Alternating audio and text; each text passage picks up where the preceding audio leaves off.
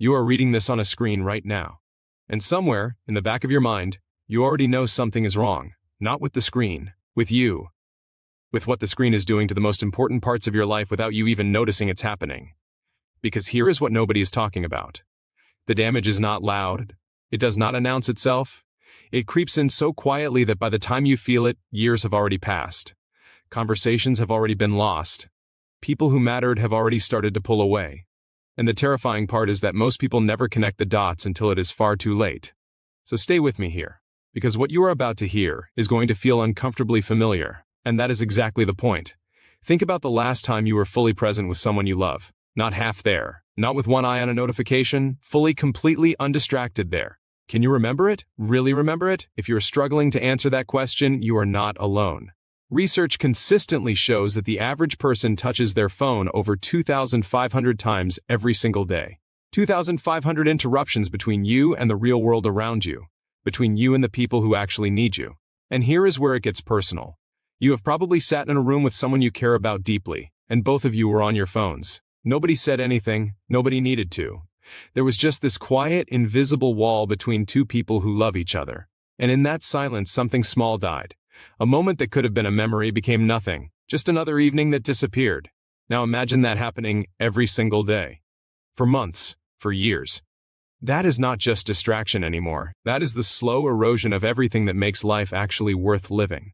Psychologists who study human connection have found something that should shake every single one of us.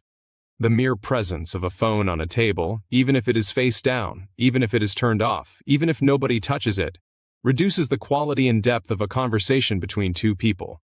The phone does not even need to be used. Just its existence shifts something in the brain.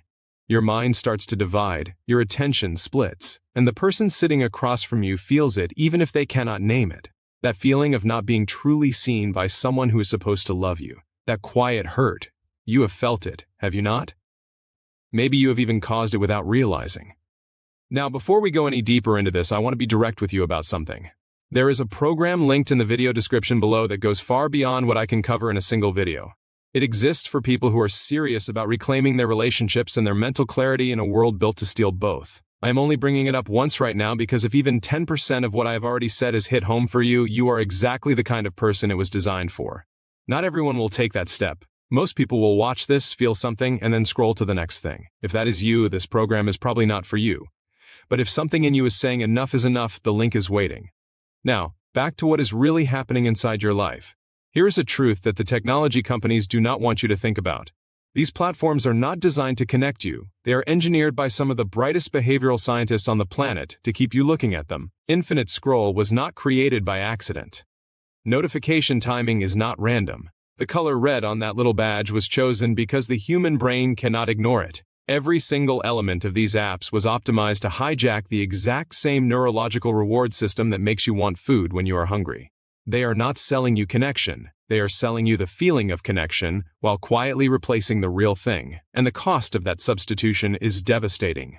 Studies tracking relationship satisfaction over time have found that couples who report higher screen time together report dramatically lower emotional intimacy. Not a little lower, dramatically lower. People who spend more time on social platforms report feeling more lonely, not less, more disconnected, more misunderstood, more invisible. The promise was more connection. The reality is the opposite. Here is what the loneliness actually looks like day to day, because I want you to feel this, not just understand it intellectually. You wake up and before you look at the person sleeping beside you, you reach for your phone. That moment happens thousands of times a year. Thousands of first moments of the day given to a device instead of a human being. You sit at dinner with your family, and the conversation feels shallow because everyone has been living in their own digital world all day, and nobody really knows how to bridge back to each other. You have a hard day, something genuinely painful or scary, and instead of reaching for a person, you reach for a feed. You scroll through other people's lives hoping something will make you feel less alone. It does not work. It never works. But you do it again tomorrow. Your children, if you have them, are watching you do this. They are learning that this is what love looks like. They are learning that presence is optional, that attention is something that gets divided. They are learning that a screen can be more important than a face, and they will carry that lesson into every relationship they ever have. That is the real cost. Not just your relationships, the relationships of everyone watching you live your life. Now let me tell you what the other side looks like. Because this video is not here to make you feel hopeless. I want you to feel the pull of what is genuinely possible, because it is extraordinary. People who have deliberately reclaimed their attention, who have restructured their relationship with technology in even very basic ways, describe their lives in terms that sound almost unbelievable to people still trapped in the scroll. They talk about conversations that feel nourishing again, about laughing with someone and actually feeling it, about lying in bed at night and feeling genuinely close to the person beside them instead of lying there full of a vague and nameless emptiness. One thing I have seen consistently across the research and across the stories of people who have done this work is that the shift happens faster than you would expect. Within weeks, not years. Within weeks of making intentional changes to their screen habits, people begin reporting dramatic improvements in how connected they feel to the people around them.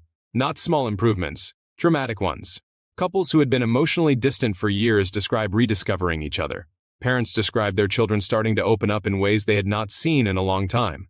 Friendships that had become surface level start going deep again. Because here is what was always true. The connection was never gone. The capacity was never lost. It was just buried under 10,000 notifications and a machine that was profiting from your disconnection. The human brain is remarkable. Neuroscience has shown us that the brain responds to restored presence almost immediately. When you begin giving your full attention back to the people in your life, they feel it. And when they feel it, they give it back. And when they give it back, something in you that has been quietly starving starts to get fed again. Real conversation does something to the brain that no amount of scrolling can replicate. Eye contact between two people who trust each other triggers a release of oxytocin, the chemical responsible for bonding, safety, and love. Physical presence, shared laughter, being truly heard. These are not soft or sentimental ideas. They are biological necessities, and we have been starving ourselves of them while feeding ourselves junk that looks like the real thing. Here is what I want you to imagine. Not a fantasy version of your life. Just the next 6 months if you made one serious decision today. 6 months from now, your mornings start differently. Not with a feed full of other people's highlights, but with a moment of actual presence. Your evenings are quieter but fuller. The conversations you have are not rushed or distracted. The people you love begin to trust your attention again because you are actually giving it. You stop performing your life for an audience of strangers and start actually living it for the people who are real. The anxiety that lives in your chest, that low hum of overwhelm that you thought was just life, starts to quiet. Because most of that anxiety was manufactured by a system designed to keep you agitated and scrolling. That is not a small change. That is a completely different experience of being alive. Now let me be honest with you about something important. Knowing all of this is not enough. You already knew something was wrong before you clicked on this video. Knowledge without a structure to implement it is just more information sitting in a brain that is already overstimulated. The people who actually create this change in their lives do not do it by willpower alone. They do it with a framework, with something that actually walks them through the process in a way that accounts for how deeply these habits are wired. That is why the program in the description below exists. I mentioned it earlier and I am bringing it back now because we are at the end of this video and something in you has shifted while watching this. You felt something. You recognized yourself in something I said. That recognition is not an accident. That is awareness knocking. Most people will close this tab and get back to their feed. The pull is real and the habit is strong, and I understand that. But if you are still here, you are not most people. You showed up for this whole conversation, which tells me you care about the people in your life more than your defaults do. The program below is for that person, the one who is done with knowing and ready to actually change. Not next month. Right now, while this feeling is still real, before the next notification buries it. The link is there. What you do next is entirely up to you.